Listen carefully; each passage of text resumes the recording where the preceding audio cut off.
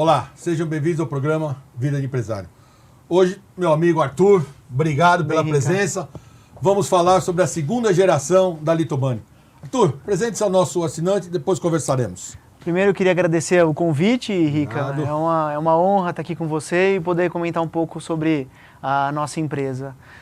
Meu nome é Arthur Páfaro, eu sou gerente comercial da Litobani Indústria Gráfica. Nosso foco é produção de rótulos e embalagens para o segmento de alimento, bebida, cosmético, farmacêutico. Então é um pouco esse do nosso negócio. Tenho como formação em engenharia de produção, consegui aplicar algumas coisas na empresa com a base de engenharia de produção. Depois fui me especializando na parte de gestão e hoje assumi toda a área comercial aí nessa parte de abertura de clientes, prospecção e crescimento do negócio. A Litobani iniciou em 67 e em 83 o meu pai adquiriu, acabou mudando a família, era da família da minha mãe. Meu pai adquiriu a empresa e aí onde teve realmente todo o crescimento da empresa. A geração, a gente fala de segunda geração porque foi a geração onde teve o crescimento mesmo. Seria uma terceira geração, só que a geração onde teve o crescimento mesmo. Então, depois entrou o meu tio, irmão do meu pai, na sociedade, e entrou minha mãe também na sociedade. Então, assim, hoje são 3 sócios, tá? O meu tio tem 2 filhas e o meu pai tem 3 filhos, então nós somos em 3 filhos e a gente tem 2 primas, né? Então hoje a gente está em 5 sucessores. E aí você imagina, né, Rica? É aquilo que a gente conversa bastante, uma empresa em que 3 se entendiam, agora 5 vão precisar se entender e reportar aos 3 sócios anteriores o tempo inteiro. Quando foi que eles começaram a pensar em entrada dos filhos, né? E quando foi que eles começaram a pensar em sucessão? Não é fácil você falar em sucessão para dono de empresa familiar. Nós sabemos disso, conhecemos os donos, mas quando é que isso começou a acontecer? Quando é que eles começaram a pensar nisso? E depois pensando como é que vocês enxergam isso. Vamos lá primeiro.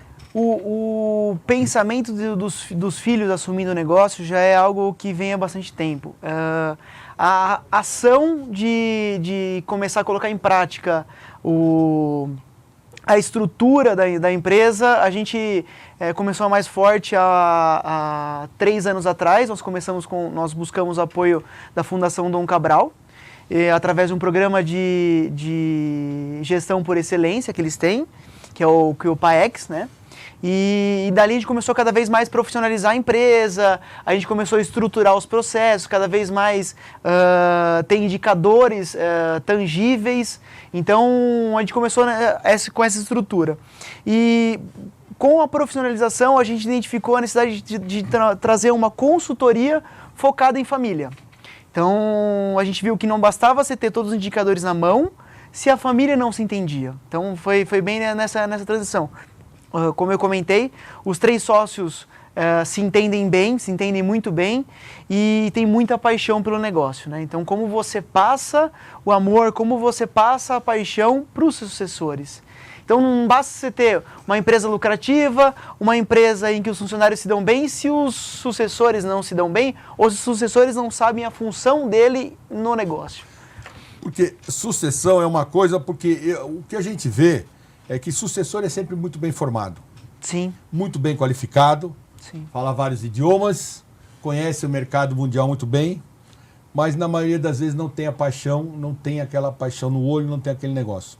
E o grande problema que todo dono de empresa diz, vamos ver se vocês concordam, porque eu conheço a família, conheço os 5. Conhece bem, né? Conheço bem. O grande diferencial é o seguinte: como você transferir essa paixão, esse brilho no olho, porque eu digo sempre, se isso fosse fácil, o Silvio Santos seria a maior cadeia de televisão do mundo. Sim, né? sim. Você não vai conseguir isso. Sim. Eu acho que isso não consegue. Mas o importante, que é o que você estava falando agora, é como você fazer com que esses 5 tenham uma união com o que a primeira geração, vamos chamar assim, esses fundadores tiveram, esses 3 têm hoje. Porque é muito difícil. Porque você não vai pelo estudo, pela formação. Você vai pela união, porque você não vai pelo poder, pelo ego. Né? É uma questão de união. Você transferir isso para baixo é um pouco mais difícil. É difícil. E como é que vocês enxergam isso? Explique ao nosso assinante ali, porque acho que é uma das coisas mais difíceis, que quando eu estou na rua eles perguntam como é que é isso, porque é uma das coisas mais difíceis.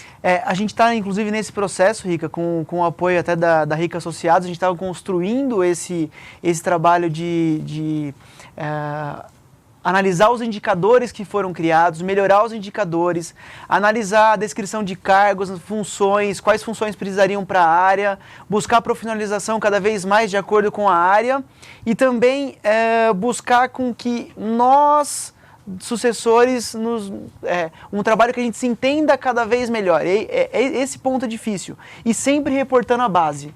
Porque não adianta a gente se entender bem sem a gente alimentar e deixar trazer confiança para os sócios. Então a gente tem que o tempo inteiro nos entender, entregar resultado, demonstrar confiança o tempo inteiro e credibilidade, porque não basta, eu comentei no começo, não basta você entregar resultado, mas ele vê que você não está preparado e não está pronto para entregar o bastão. Eu acho que esse é um ponto bem complexo de você estar mais tempo que eu aí, né, nessa área de família, mas esse é um ponto bem complexo de entregar o bastão. Porque eu acho que entregar o bastão, eu vou dizer até por mim ou por qualquer outro dono, é uma coisa um pouco mais difícil, porque você entregar uma paixão... É difícil. E eu conheço muito dono de empresa... Que gostam, viu? Gostam, e a gente conhece vários. Você entregar a paixão é difícil, porque você está entregando um negócio que me deixou muita noite sem dormir, muitos problemas, muitas coisas, e de repente você entregar um negócio...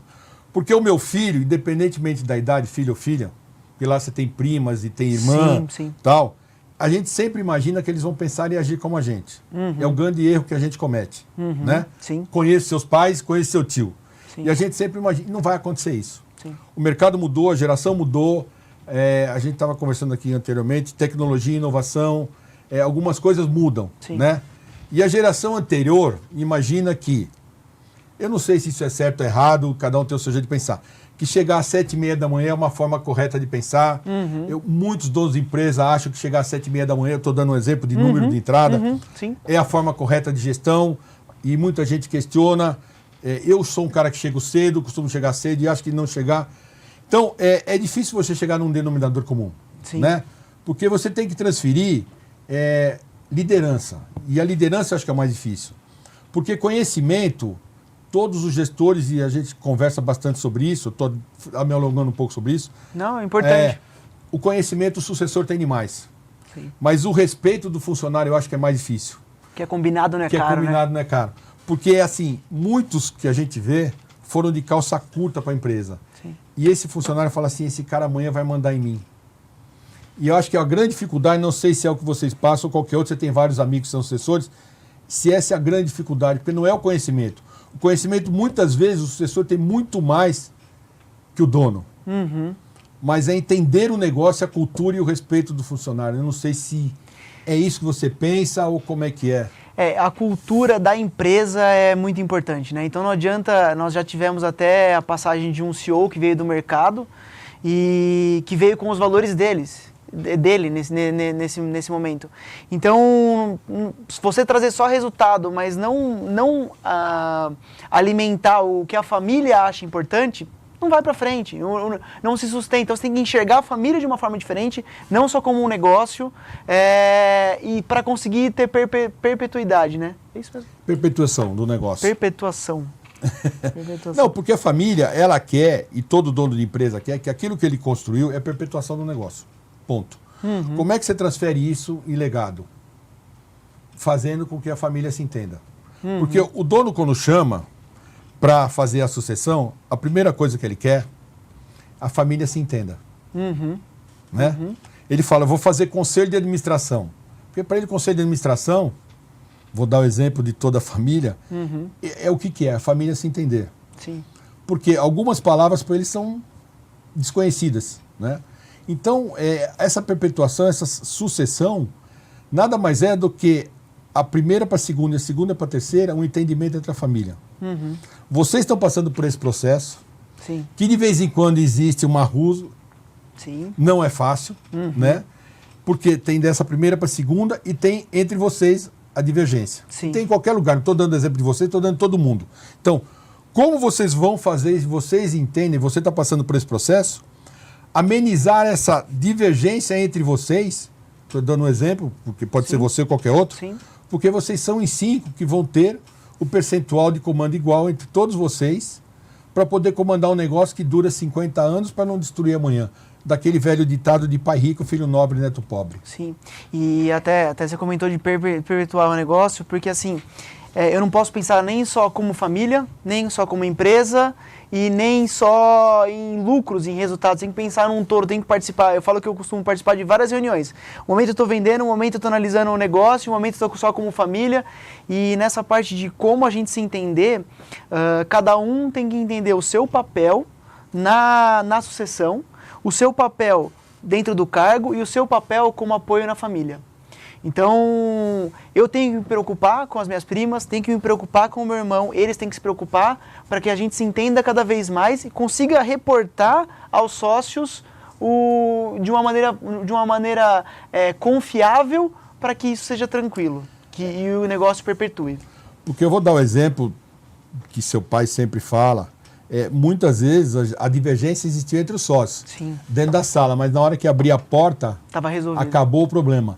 E esse é o medo em que essa divergência não saia para a porta da empresa, porque o medo é que se isso sair para a porta para fora, você destrói.